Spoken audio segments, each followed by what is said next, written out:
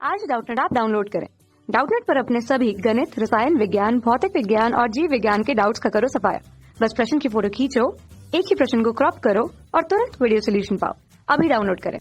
Hello दोस्तों, हमारा सवाल क्या दिया गया है कि यदि किसी पिंड से 1 सेकंड में 10 की घात 9 इलेक्ट्रॉन किसी अन्य पिंड में स्थानांतरित होते हैं तो ये बताइए कि 1 कूलाम आवेश के स्थानांतरण में कितना समय लगेगा। ठीक है, तो 1 सेकंड में इतने इलेक्ट्रॉन हमारे एक पिंड से दूसरे पिंड में जा रहे हैं।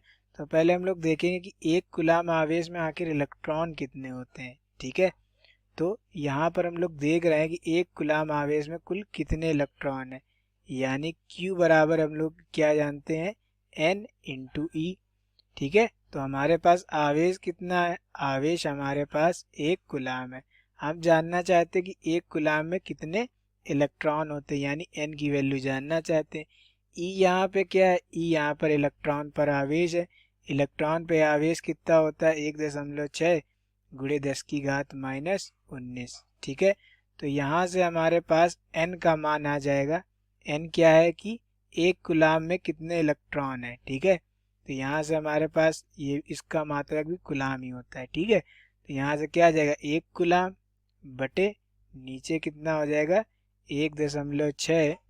ठीक है, 1.6 गुणे 10 की घात -19 कूलाम। ठीक है, तो यहाँ से N का मान हमारे पास क्या आ जाएगा, N का मान आ जाएगा 6.25 गुणे 10 की घात 19। ठीक है, यानी कि इतने इलेक्ट्रॉन हमारे होंगे किसमें, 1 कूलाम में। 1 कूलाम आवेश में इतने इलेक्ट्रॉन होंगे।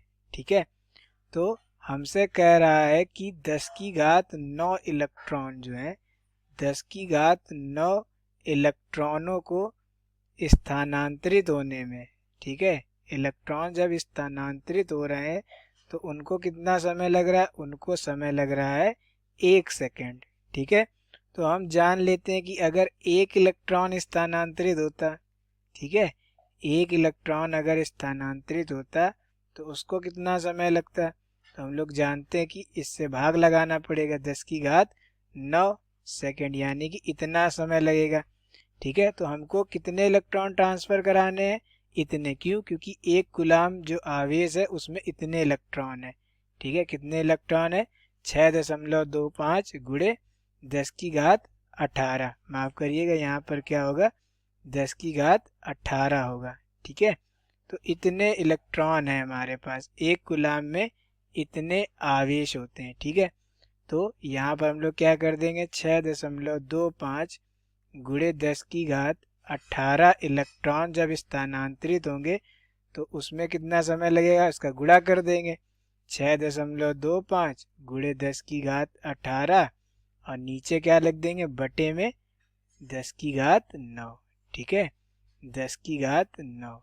तो यहाँ से हमारे पास जो समय आएगा वो क्या आएगा, सेकंड में आएगा। ठीक है, कितना आ जाएगा, ये आ जाएगा 6.25, तो ऐसे रहेगा गुणे 10 की घात 9 सेकेंड। ठीक है, तो अगर हम इस समय को क्या करें, ठीक है, वर्ष में बदलना चाहें तो क्या लिखेंगे, ये हमने t का मान निकाला है। ठीक है, कि कितना समय लगेगा, तो t बराबर यहाँ से हमारे पास आ रहा है 6.25 गुणे 10 की घात 9 सेकेंड।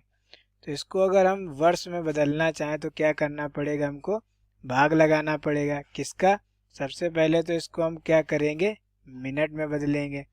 ठीक है, तो 60 का गुणा, ठीक है, तो मिनट में हो गया, फिर 60 का तो घंटे में हो गया, ये दिन में हो गया। ठीक है, और 365, अब ये वर्ष में बदल गया।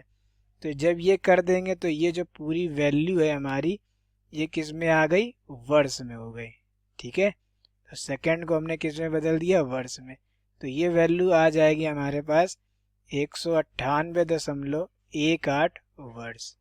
ठीक है, यानी कि 1 कूलाम आवेश को स्थानांतरित होने में लगभग 198.18 वर्ष लगेंगे।